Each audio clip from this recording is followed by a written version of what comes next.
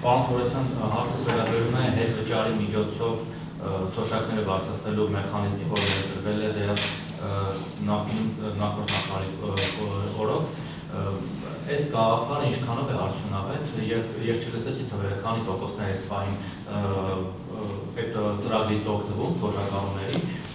Ճիշտ է, որովհետև մայրս օգտվում է, դժգոհ չէ, գրում է, որ 50,000-ի տակով փոխվում է նրանց իր թոշակը 40-45,000-ը առավտուր անել, որ այդ հետվճարը նաև բոնուսի տեսքով նստի։ Բայց շատ թոշակառուներ չեն կարողանում գնալ կամ հնարավորություն չունեն գնալ իրենց թոշակը ամբողջությամբ սպառել կենցաղային ծախսերի վրա, հետևաբար չեն կարող օգտվել այս ծրագրից։ Միևնույն ժամանակ կոմունալ վճարումները, որքանով որ տեղյակ եմ, մտցված չեն այս ծրագրի մեջ, այսինքն եթե թոշակառուն այդ իր ստացած թոշակով կոմունալ ծախսերն է փոխում, ինքը այդ հետվճարը չի ստանում։ Սա որքանով է արդարացի մոտեցումը, հատկապես որ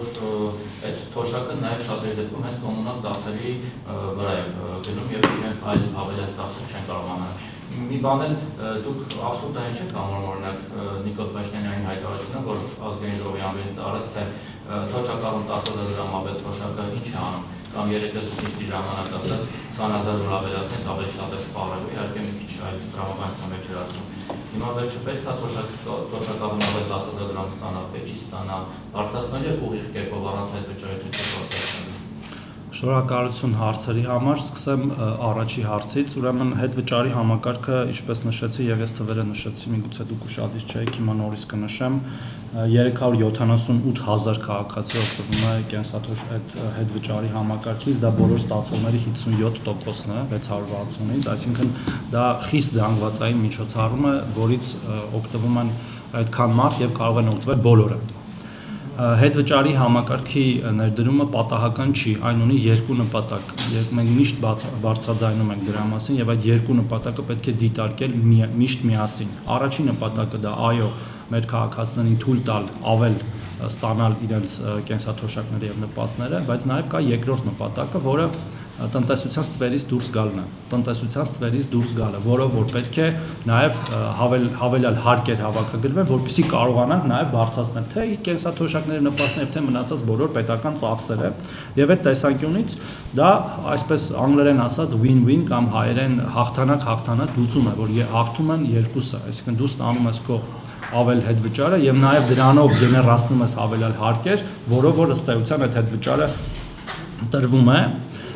Ուղիղ բարձրացումներ եղել են կենսաթոշակների մինչ օրս, բայց մենք կարծում ենք, որ այս նորարարական լուծումները, որոնք դուք նաև տեսնում եք, որ կիրառվում են արդեն նաև ուրիշ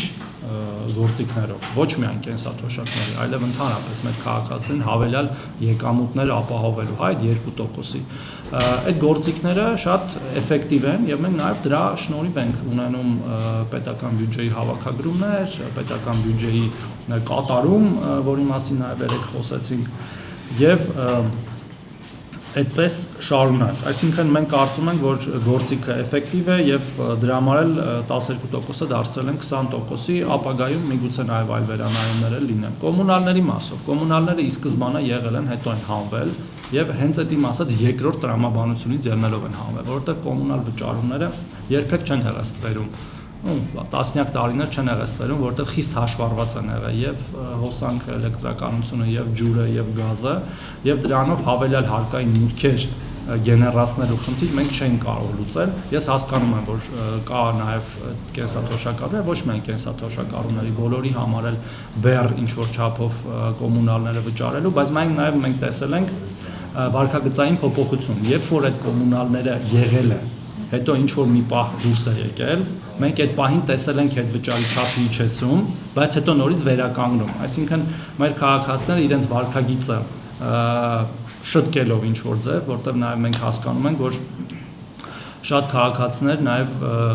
այլ ծախսեր են իրականացնում, եկել նորից բարձրացել եւ մենք հիմա 4200 դրամի միջին հետվճարի չափ ունենք, որը կարող է պոտենցիալ դառնալ այս նոր փոփոխություններով, իհարկե կախված նաեւ այդ կենսաթոշակառուի ստացած կենսաթոշակի չափից, այո, դեռ սահմանափակումներ կան, մինչեւ 10,000 դրամ։ Ինչ վերաբերում է վարչապետի հայտարարություններին, դուք իհարկե երկուսն էլ նշեցիք, բայց հետո վերջում էլ պատասխանեցիք ձեր հարցին, ասելով որ դա այլ կոնտեքստում է ասվել, որտեղ երկրորդ հայտարարությունը, այսինքն առաջի հայտարարությունը ազգային ժողովի կրկին այլ կոնտեքստում է ասվել եւ ես եւս մեկ անգամ կարող եմ կրկնել այդ կոնտեքստը։ Ասվել է հետեւյալ կերպ. քանի որ մեր 65 տարեկանից բարձր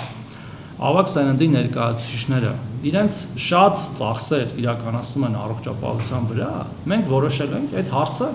հոգալ։ Մենք որոշել ենք այդ ծախսը վերցնել մեր վրա։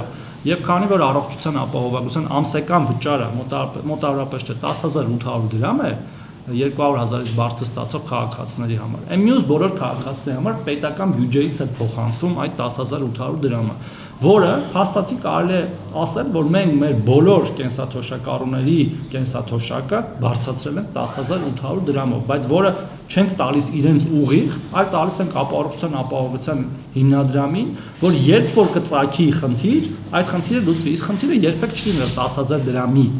օրինակները տասնյակ, հարյուրավոր, հազարավոր են, այդ ծախսերը կարող է լինել 100.000-ավոր դրամների, որտեղ 100.000 դրամից էժան բժշկական միջամտություն պարզապես չկա։ Ինքնուրույն մինչև միլիոնավոր դրամների, եւ ես կարծում եմ, որ սա մեր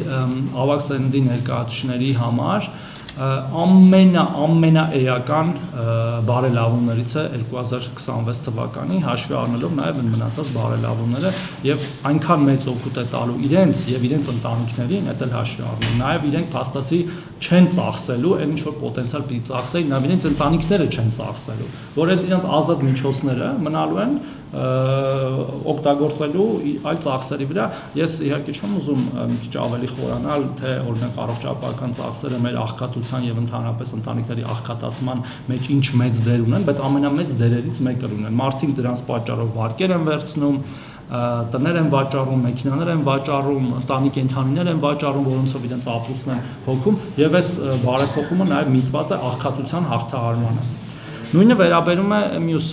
երեկվա հայտարարությանը, վարչապետի ասած հայտարարությունները պետք է նայել կոնտեքստում եւ դրանք ամբողջությամբ արտացոլում են իրականությունը ըստ էության։ Հավանիչ տեսանյութը եւ բաժանորդագրվիչ նորությունները բաց չթողնելու համար